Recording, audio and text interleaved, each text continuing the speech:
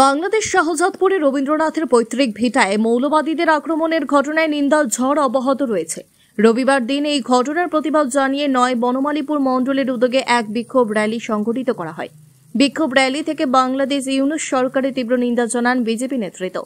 বিক্ষোভ র্যালি চলাকালীন এক সাক্ষাৎকারে বাংলাদেশের রবীন্দ্রনাথের পৈতৃক বাড়িতে আক্রমণের ঘটনায় ইউনূস সরকারের তীব্র সমালোচনা করেন প্রদেশ বিজেপি সভাপতি রাজীব ভট্টাচার্য।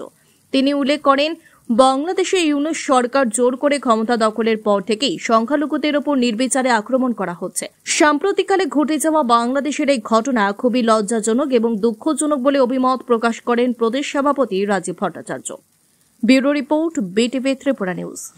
আপনারা জানেন, সম্প্রতি বাংলাদেশের অন্তর্বর্তী সরকার যে পরিচালিত হচ্ছে, আর ক্রমাগত আমরা দেখতে পাচ্ছি সেখানকার সংখ্যালঘু হিন্দুরা যারা রয়েছে তাদের উপর নির্বিচারে অত্যাচার করছে।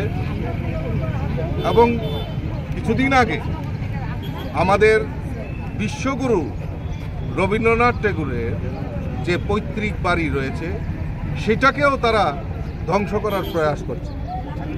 এবং এই ঘটনার পরিপ্রেক্ষিতে এখন পর্যন্ত কাউকে সেখানে এই ইউনূস সরকার কাউকে দোষীদেরকে শাস্তি দেওয়ার কোনো ব্যবস্থা করেনি, কোনো অ্যারেস্ট করেনি, কোনো আইনের ব্যবস্থা গ্রহণ করেনি।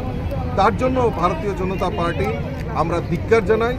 আমাদের গৌরব, আমাদের ধরোহর, যিনি বিশ্বকবি রবীন্দ্রনাথ ঠাকুর, তার এরকম পৈতৃক বাড়িতে যে ধ্বংস করার প্রয়াস করছে, এটা খুব লজ্জাজনক এবং দুঃখজনক।